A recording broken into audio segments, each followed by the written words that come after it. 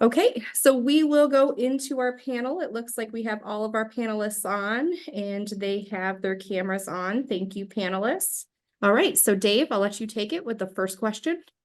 What common assumptions or mistakes do you see when designing or implementing an enrichment plan for birds?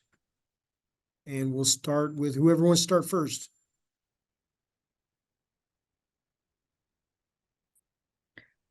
I wasn't quite sure how to put my hand up, so.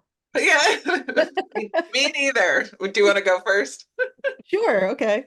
I would say that for myself, I would say that the biggest assumption that I see with working with my clients is that there's the idea that more is better. And so I might have an enclosure which has a lot of ropes and bells and balls and things like that, but the bird is not interacting with any of them. So I would say that I would love for people to think of, rather than more is better, is can they, while they, if they did engage in all of those things, that would be awesome. But if they're not, then I'd prefer that they had fewer things that they did engage with on a regular basis that did promote the behaviors that we were looking for, and then figure that out really well and then grow from there. So that's kind of the biggest, I think, assumption that I see in my group.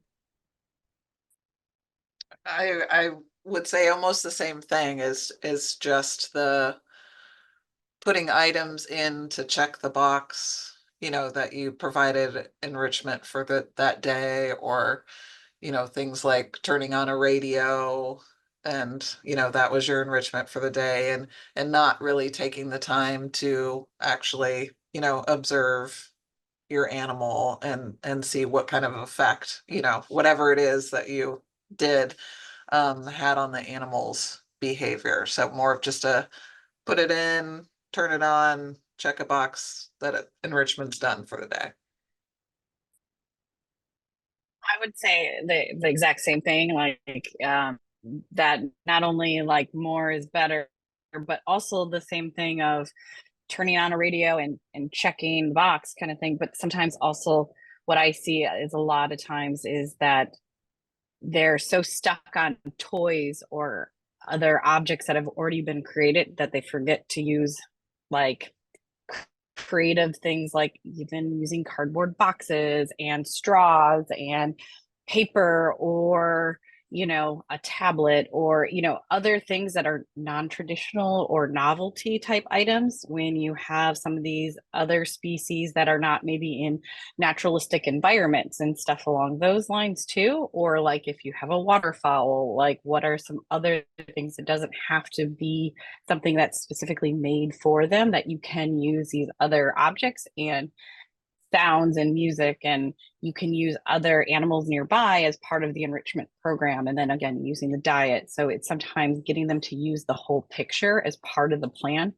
and then getting them to realize they need to rotate these things and actually have that in the plan. So. Yeah, I would agree with the rotational thing. I think sometimes in my experience, I've had people put one or two items in, the bird likes it initially, and then they forget to change. They forget to switch to something different to keep them engaged. And then I might get a report of, well, they used to interact with it, they used to like it, but now they don't. And so I don't really do this foraging or so much enrichment anymore because they just aren't interested. And I think it's important for us to remember to change things up with some frequency. None of us would like the same item to interact with all the time. So reminding people to change things, think outside the box, and one thing I'll often tell people is the limit is your own imagination. There's always things that we can come up with and something new. So if you're having a hard time thinking of something new to provide, ask somebody else. There's lots of good resources out there, and see what other people are doing.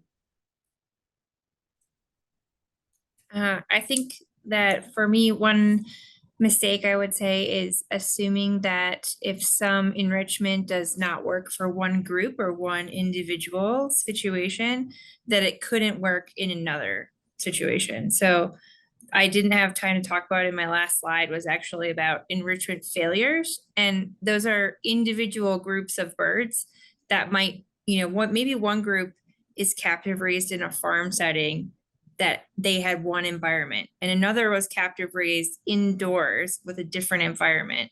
Their previous experience, they're really going to change how they interact with the enrichment that you give them. So just because it doesn't work for one group of ducks doesn't mean that all groups of ducks won't like that. Thank you, panelists. As a reminder, you guys can raise your hand and we will ask you to unmute when it's your turn to ask a question. We do have one question that came in the Q&A. So panelists, is there any consequence on what works best for decreasing or eliminating feather chewing behavior in captive owls during nesting or breeding season? Panelists, anyone want to take a crack at that?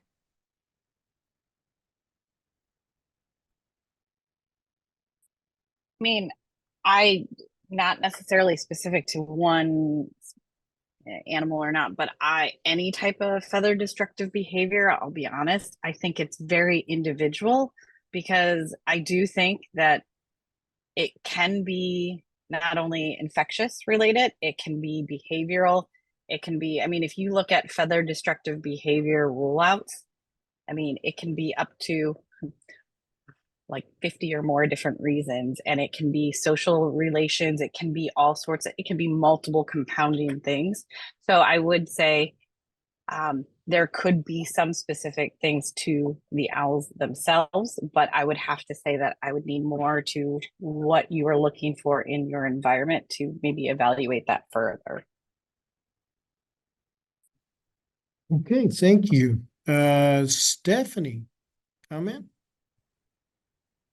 Because the question was specific towards owls, and because it was also specific towards breeding time, I guess one thing that I think is important to say is some of these behaviors are natural and normal. And so for an owl during nesting season, they will do a little bit of feather destruction because they are a species that has a brood patch. And so maybe it's a little unsightly, but also it can be normal for that group of animals during that time. So if the animal is not causing itself harm or any skin lesions or anything like that, then that might be a behavior that during that set period of time, I'm going to say is acceptable. And let's monitor it, let's watch it, let's make sure it doesn't turn into something that's a bigger problem, later on and outside of the breeding season. But for that species in the breeding season, I'm going to say that that's okay. And I can accept that for that period of time. Okay, thank you. Bully? Yeah, actually, Stephanie and Andrea both covered what I was going to say, which is, is this something that's normal for this particular species? And also, if it's not normal for this particular species or what we think is normal for this particular species, then figuring out whether or not there's anything medical that could be contributing to it would be the first steps that I would consider. And then from there, like Andrea was saying, figuring out if it's not something that's normal and there doesn't seem to be a medical condition, then figure out, are there other factors that could be playing a role either in the environment that maybe this is fulfilling a need in the environment that this bird doesn't have, or is there something socially that's causing stressors? Is there some sort of other environmental stress that could be contributing? So that's kind of my thought on it as well. We want to. Okay, thank you. I have an attendee with a hand up. So attendee, I'm going to ask you to unmute so you can ask your question. Can you hear me? Yes. How do you set up observations, or do you have, let me ask that differently. When you're trying to get those behaviors that you're trying to evaluate, which may be contributing to stereotypic behavior, how do you as the clinician set up for observations to figure that out? Or how can you, and if you don't, how do you get the client to observe their behaviors objectively?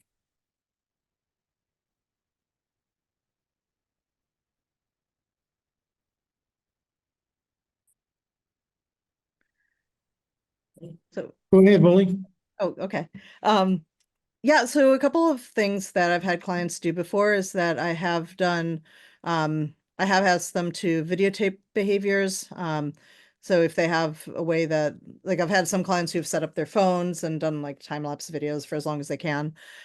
Sometimes we'll just observe, does the patient have evidence that if they're destroying feathers, a lot of times with the birds that are actually destroying feathers or doing some self-mutilation, oftentimes there are things that we do to try to prevent them from being able to continue doing that behavior. So that can definitely make it more challenging. But what we could do is, for example, with some feather picking, if there is to see, is there feathers growing back? Which sometimes they don't if there's been severely feather plucked. Do they seem to be worrying those areas more? Trying to get the clients to look for those specific behaviors. Are we having feather regrowth? Are we having the ability to have more and more time without the covers or without the collar or without the shirts so that they're not having that protection, they don't need that protection as much.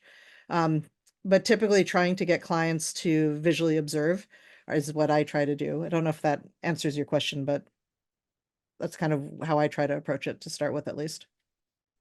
Okay, thank you. Stephanie, you had a comment?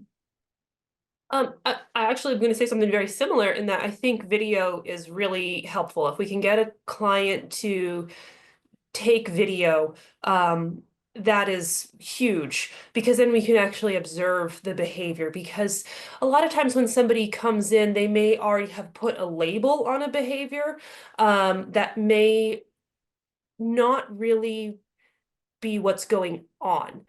They may say the bird is aggressive.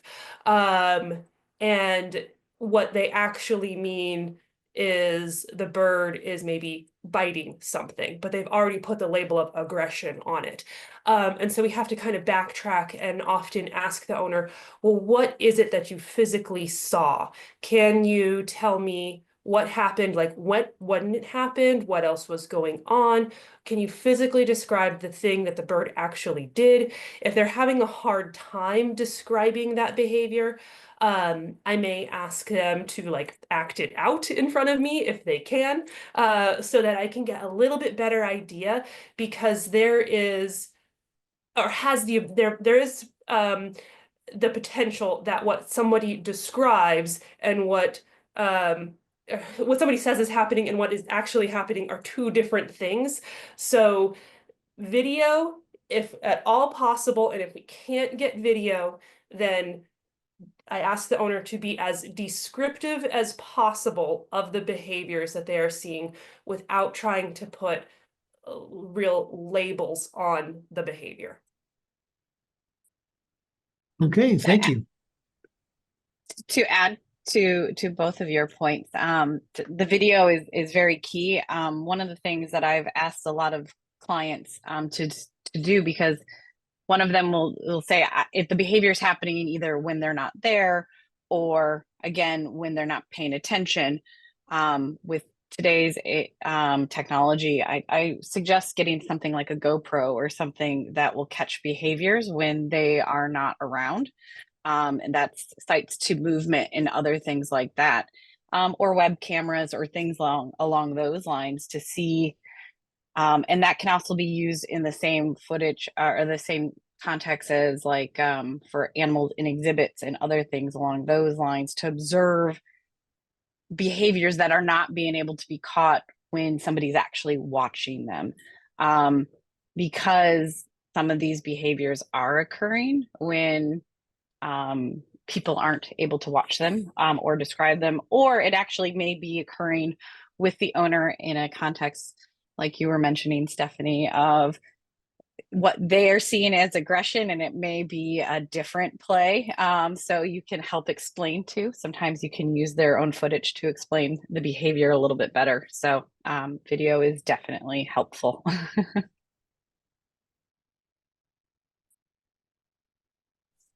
Okay, we have another person that I'm going to ask to unmute. So Is there a specific medication or combination of medications that you possibly had most success with for preventing feather plucking in larger species such as brown hornbills?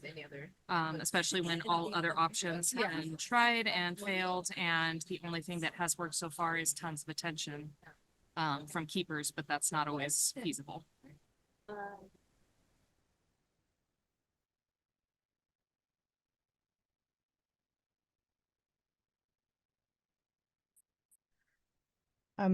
I can start with this one.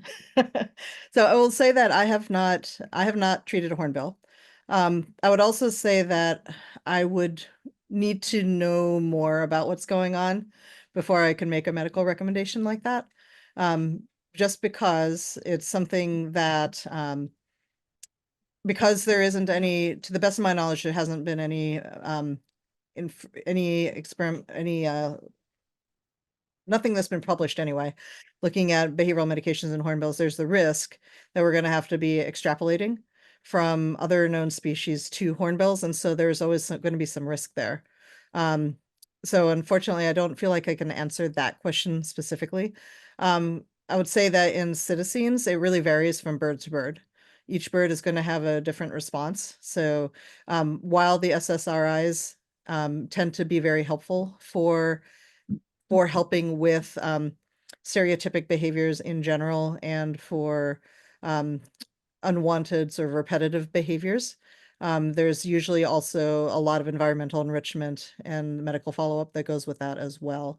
So I can't give you a specific medication or medication combination because every individual is going to have a slightly different response, and we have to tailor it to the individual.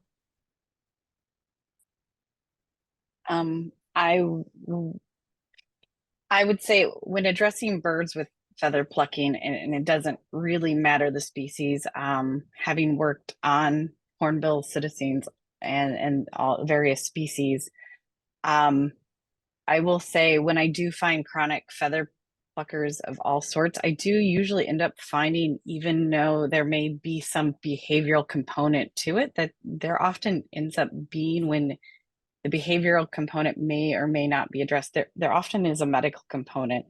And it's whether or not you can find the medical component. And I don't know the specific of the hornbill or not, but I do usually end up finding something in the situations. One of the biggest examples, obviously, in a lot of psittacines is atherosclerosis. So, you know, it's one of those things that it ends up causing a lot of it, or just heart disease, you know, and the list in general can go on and on and on, but pain does often equal a lot association with that. And so I do feel sometimes it often gets mistaked for behavioral issues when there actually could be chronic, like osteoarthritis, the other things, and the list could go on and on and on. I actually had a hornbill when it was chronic heavy metal. So it was just, and there was a GI perforation, and yeah, on and on and on. So it's just one of those things that, not saying in this case or not specifically, but just big picture wise. Yeah, absolutely. A medical workup is vital with these guys. all right, thank you, panel. Next question. What are some tips for unwinding and discovering trauma from a previous owner if avoiding behavior is the goal?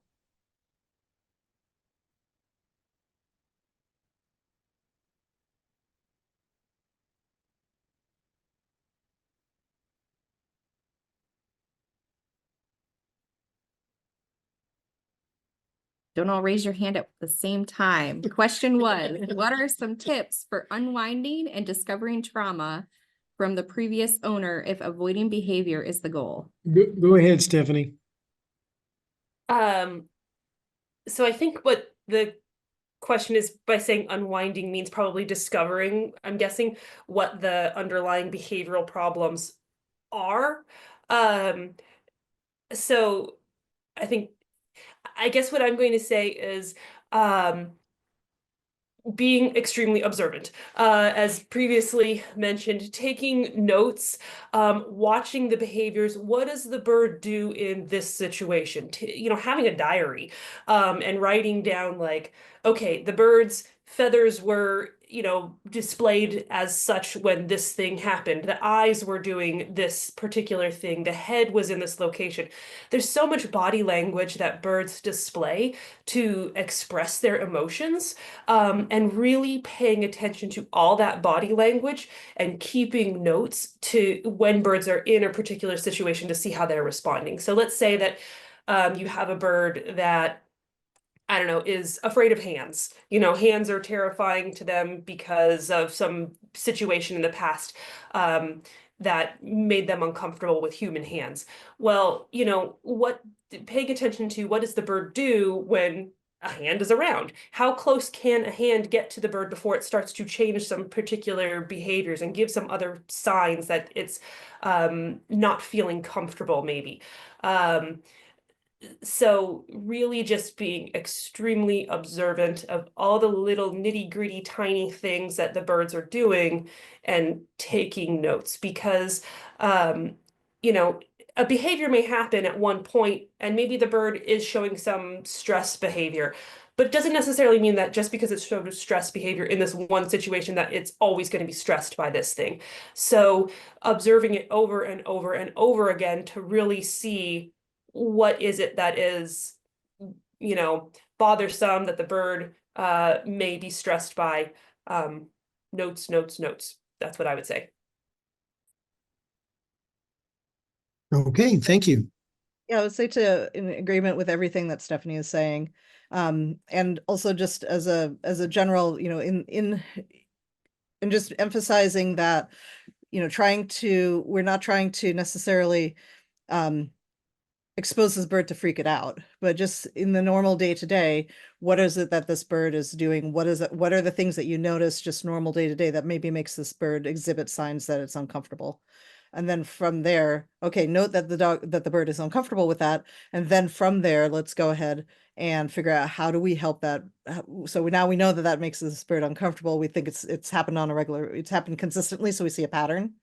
And then from there, you can figure out, how can we then adjust what we do so this bird does not become frightened in that circumstance, or what can we do to teach the bird not to be frightened in that circumstance? Okay, thank you, panelists. We have a question from Kristen. I'm going to ask you to unmute, please.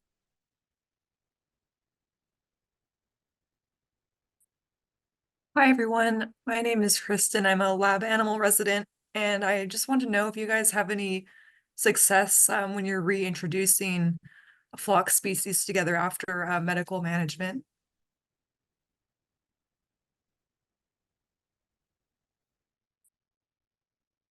I would say it has been done. It definitely depends on the species and how you introduce them. I think that's very species dependent because, like, for example, poultry, there are different ways to introduce them. And it also depends on if you're introducing a hen versus a rooster kind of situation. But it definitely can be done, and it also depends on the size of your flock. And I think those things are important to take into consideration. There are different techniques too, like for example, introducing them at night and reintroduce into the flock. But also, if you just took out the head of the pecking order in the flock and they were out for medical management, reintroduce them, they're going to try to reestablish themselves. So, taking those factors in, so you may have to slowly reintroduce them under supervised time. Like, there are different techniques you can try. And again, it depends on the flock, because there are certain flocks, some of the citizen species, where they may kill the bird when you reintroduce them. So depending on how long they were out and all that kind of stuff, may actually prevent them from never being introduced into that flock. They may need to have a smaller flock on the side. Like there are a bunch of different factors. So it is very species dependent, I think. But it's not all impossible. I would add that one technique I have used for waterfowl and several other species is to remove, like when an individual needs medical treatment, take them out with a friend, whether that friend is with another conspecific of the same group, whether that friend is actually co-housed in the same cage or just with visual and auditory contact in the hospital, so that when they go back to the group, that can help transition them so they're not one versus many. And it also helps if they have long-term medical needs that they still have social interactions. Thank you. Next question we have. Do you have any enrichment suggestions for blind owls and or birds of prey?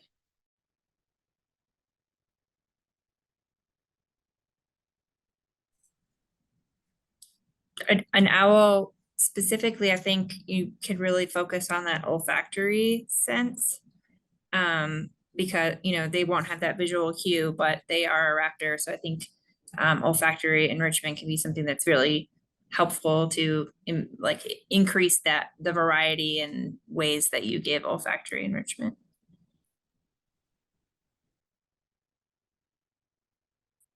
Okay. Andrea, did you have Hearing. something? I saw you on mute. I was going to say hearing as well, for blind as well. I mean, there's not only smell, hearing, and a lot of like blind owls and raptors are often used in education. So, I mean, despite, because you're not releasing these animals, so, you know, interaction with their keepers, their handlers, that also can be part of the, you know, cognitive, you know, enrichment type stuff. And so that is learning, and that can be part of the enrichment plan as well. Stephanie?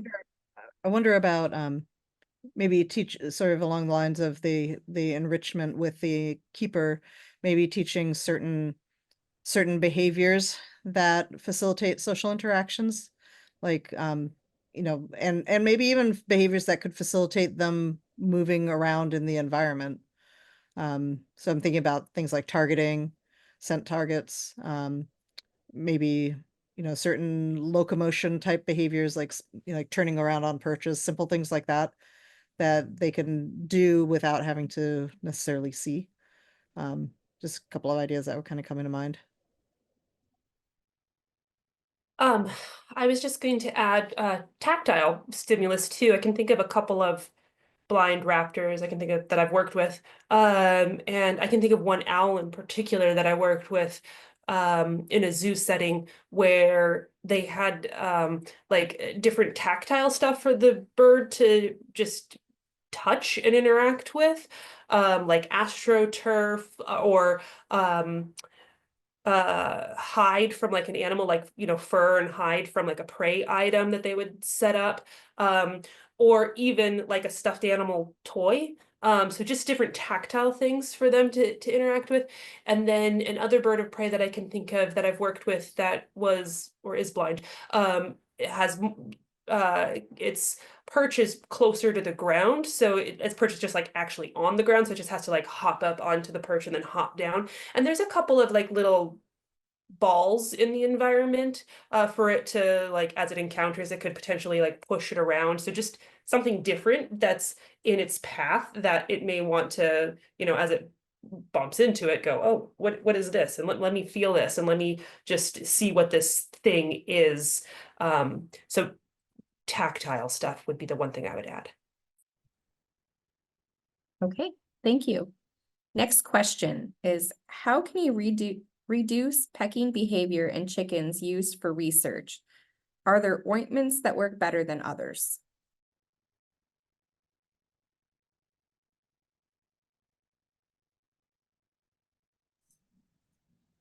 I think it's context. I need a little bit more specific context to make a really good recommendation. I think some of it may be individual social interaction. So if it's in a small group or a paired housing situation, you might rotate those social groups.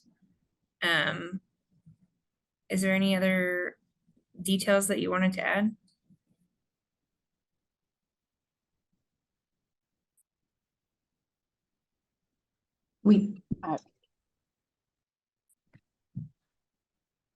I don't have any additional information on that. We'll ask that if the question asker can be a little bit more specific to that, if they'd like their question asked again. I would add and- also space, like, sorry, that, you know, giving them space to get away from each other is also really important in that situation. So that they can, if there is aggression, that they have space to move away. That's not always possible depending on the housing situation. But if you can increase space, then that gives them, allows them the freedom to walk away from that social situation.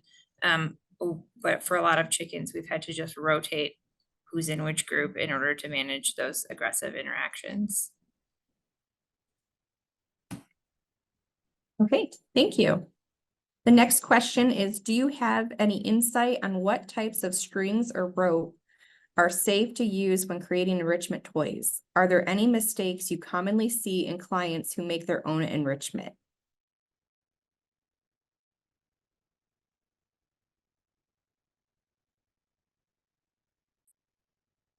I would say, in general, any toy can become dangerous, and that along the same lines with any rope or string, even some of the just standard string or rope that's natural, non-dyed, or anything along those lines. It's once it's worn and used and abused, and it's time to be thrown out. It needs to be thrown out. I think when it becomes dangerous is when it gets to that point that it's frayed and it potentially becomes a foreign body, basically more so for like entanglement issues, strangulation, that kind of stuff. That's when it becomes the concern, versus they're bad things. Because I feel like most of the stuff can be used for enrichment purposes. And then obviously no toxic products. Thank you. Stephanie? I was gonna say, for something that I know, two products or two items that I know usually work well. Of course, as Andrea said, anything can become a problem. But sisal rope tends to be a safe one to use. And then also like leather straps can be sort of safe. But as far as problems that I've seen, when it comes to the like rope material or string material is when it's frayed, like Andrea had said. Probably the biggest problem I have personally seen as a clinician is stuff getting wrapped around legs. And I have unfortunately had patients who have lost a toe or lost an entire foot because of frayed ends of little tiny strings getting wrapped around a limb and causing constriction and then necrosis of the limb. Okay, thank you. Willie?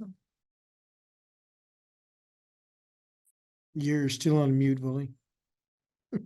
Thank you.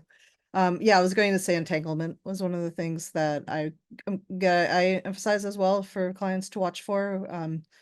And then also, if they are giving any small any objects that the bird might want to manipulate, to ensure that these are not objects that they're going to try to ingest. Thank you. Another question on toys. What sources have you found for toys or toys to manipulate that are known to be free of heavy materials, lead, zinc, etc.?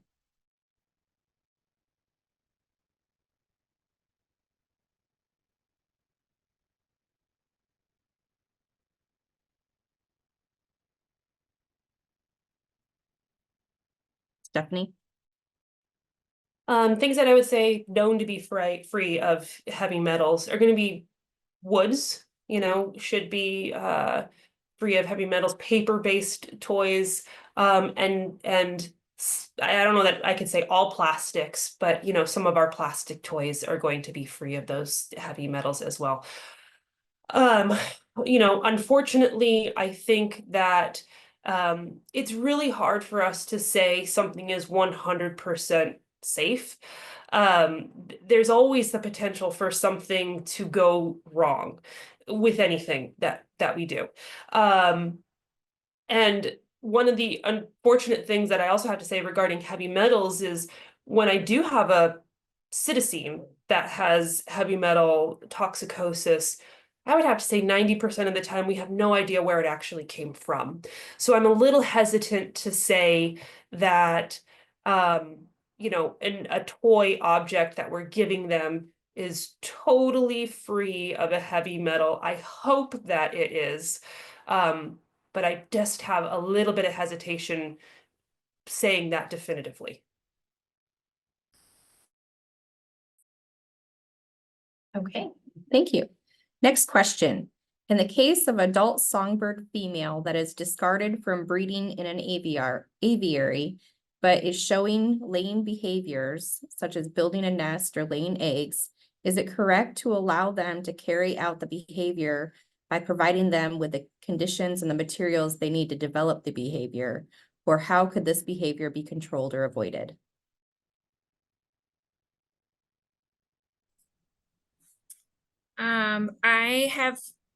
I wouldn't say that there's a definite yes or no to this answer either.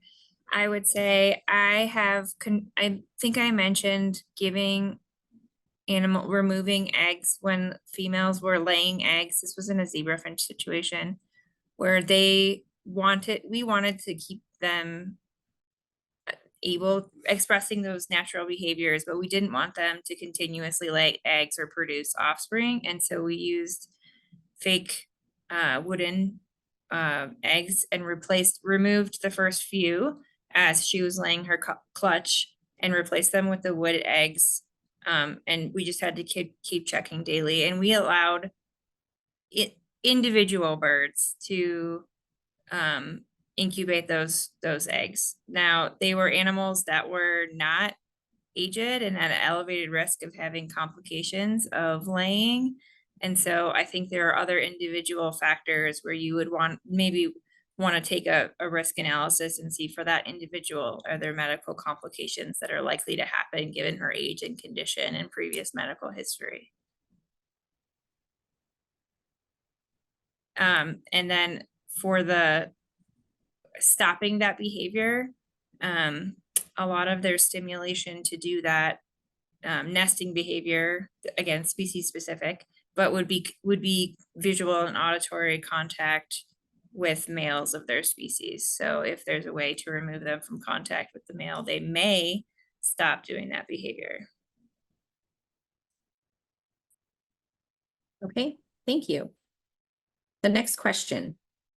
If there's a bird that's exhibiting negative behavior, is there a point at which you just live with the behavior?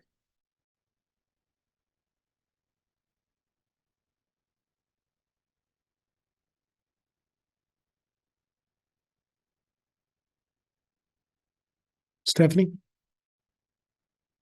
I think that depends on what the behavior is, because, you know, negative behavior is a very broad term. So, you know, what is the negative behavior? What is it that you're seeing that you're interpreting as a negative behavior? I would say, you know, for example, if we have a bird that's engaging in a feather destructive behavior, but it's just destroying the feathers and it is not damaging its skin, and we have ruled out any underlying major medical problems or minor medical problems, and we have enhanced its environment, allowed it to engage with more activities and things, and we're really providing for it and enriching its life in other ways, yet it continues to do this behavior. Yes, maybe in that instance, I will say, okay, you know, let's learn to live with this behavior. But it's going to take a while before I get to that point to say, let's live with this behavior, because I need to make sure I've ruled out all underlying issues and factors as best that I can and try to enhance the environment with enrichment the best that I can. There's always room for improvement.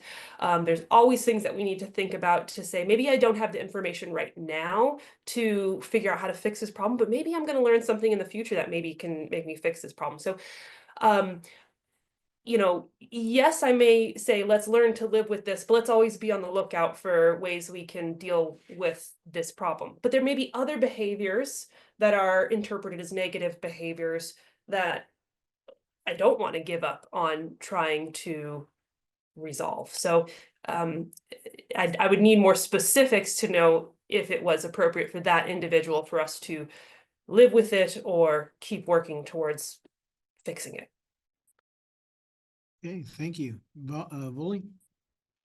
Yeah, and I just wanted to put something out there which may be unpopular, but I think that if we have a bird whose quality of, let's say that the owners have gone as far as they're willing to go or able to go, and you have a bird that is having strongly negative quality of life and the people are having strongly negative quality of life, then sometimes there is a space for talking about whether or not, depending on the case, whether rehoming is appropriate or whether behavioral euthanasia is appropriate. So it's not at all the first thing that I jump to, but like, you know, like Stephanie was saying, if we've ruled out everything that we can, that the client is able to do, but if we're still having severe welfare complications with the bird and with the people, then that is something that sometimes comes up. Thank you. Next question. Where do you find a list, or can we start compiling a list of safe plants for birds to have in their enclosure? Stephanie? There is a list of safe plants available through Lefebvre Vet. I believe that it is veterinary access only for that particular list right now. So for the people who are on this talk that are not veterinarians, reaching out to your veterinarian and asking them to get that list is lefebvrevet.com, where it is accessible through.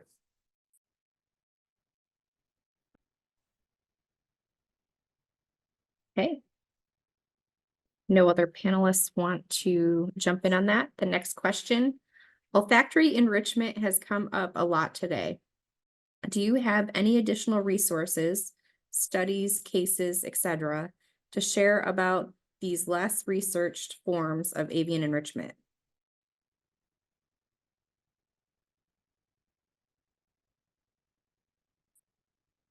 I do know that there have been a few studies with chickens, specifically looking at olfactory scents. Particularly, I mentioned the one in regards to introducing vanilla and introducing a calming state.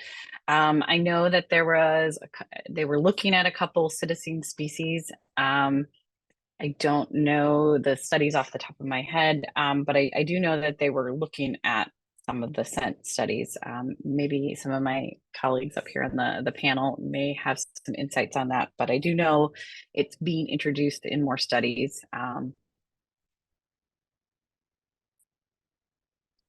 don't have a specific resource available or a specific reference, but for those of you who, probably most of you do know, but for those of you who don't, Google Scholar is a great place to also start looking for resources as well. Okay, thank you. Next question. Do you think enrichment can negatively impact breeding or decrease production? Should a breeding facility ever want to limit their enrichment?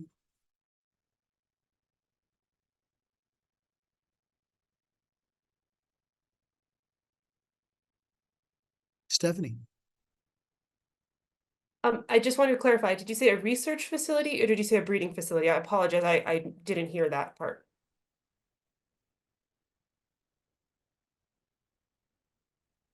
It is a breeding facility. Okay, thank you. In my opinion, and I will say that, you know, part of this is opinion. I don't think that you really have to limit the enrichment in a breeding facility. Birds, when they are happy and they're engaged with their environment, they still want to breed. And as a veterinarian who deals with behavioral problems that can be induced by birds being hormonal, I kind of wish there was something that was really going to totally resolve all those birds from being hormonal in captivity when I don't want them to. And there's just not. And so I really don't think that giving them enrichment, giving them ways to engage with their environment are going to make them be so engaged with their environment that they are not going to think about breeding at all. We don't spay and neuter these birds. Hormones are a part of their life, and they are still going to be thinking about breeding if they are of breeding age and in the right setting. So my opinion is no, I don't think we should limit it. I would say that in my experience with research colonies, enrichment increased our production. So in my experience, having trying to breed, you know, a limited number of species, it was helpful to production. I would say also that you may just adjust your enrichment to breeding season. So having different types of enrichment for that species that you're working with. It just may be different types of things that you're doing. You may not be disturbing the nest box as much, but you still are offering the different types of things. And diet also changes during breeding season. So I feel like, you know, dietary enrichment is a big part of things, and that could be a huge part of the enrichment as well.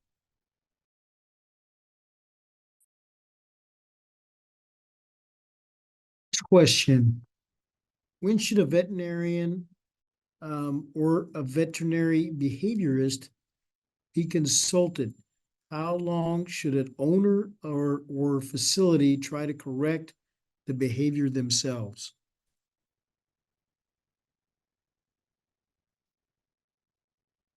Okay, go ahead, Bully. Well, I think that if there's a problem behavior that especially one that's a newer behavior or anything that is causing harm to the animal or to others, I would say a veterinarian should get involved quickly, sooner rather than later. Whether it's a veterinarian or a veterinary behaviorist, I think that there are a lot of exotics and avian veterinarians, I think, who do have a lot of interest in behavior and background in behavior. I mean, obviously Stephanie has a ton of behavioral background as a veterinarian. And so I think that I think getting first with your primary veterinarian, and then if you are kind of stuck at that point, then reaching out to a veterinary behaviorist can be helpful. I think working in conjunction with somebody who does have a background in behavioral training and treatment is also helpful in cases like that, especially like bringing in somebody to help if you feel like the team that you have is having difficulty. But I think if you are having some difficulty, if you're not seeing change quickly, or what it seems like what should be a reasonable amount of time, then I think getting other professionals involved is important.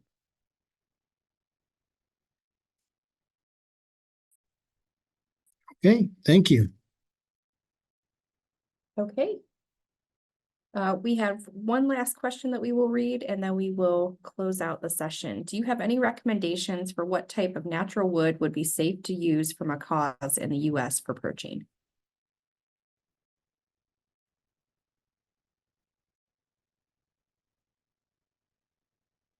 Yes, Stephanie. So grapevine is a natural one, but like, you know, the actual like trunk of the grape plant itself. So like the smaller portions where there's little vines, that's not going to be appropriate for a macaw, right? Because a macaw is big, but like the big trunk portion is really appropriate for use as a perch. Manzanita is another branch that's really appropriate for use for a macaw. Again, you know, there's going to be portions of it that are thicker that's going to be more appropriate versus smaller portions that would be more appropriate for, say, a zebrafinch. So you just have to get the correct size. But those are two big ones that are easily available in the US for use. You can also do any sort of citrus or willow. Those work as well, but they're just maybe not as hardy and last as long. The grapevine and the manzanita can last for a while. Okay. Any other comments from the panel? All right, well, if everyone could show their appreciation to the panelists by a reaction, that would be wonderful. We are going to close out today's session. Again, panelists, we thank you very much for your time and participation today. We look forward to seeing everyone back tomorrow at 9 a.m. Central. Again, that's 9 a.m. Central. Thank you and have a great night.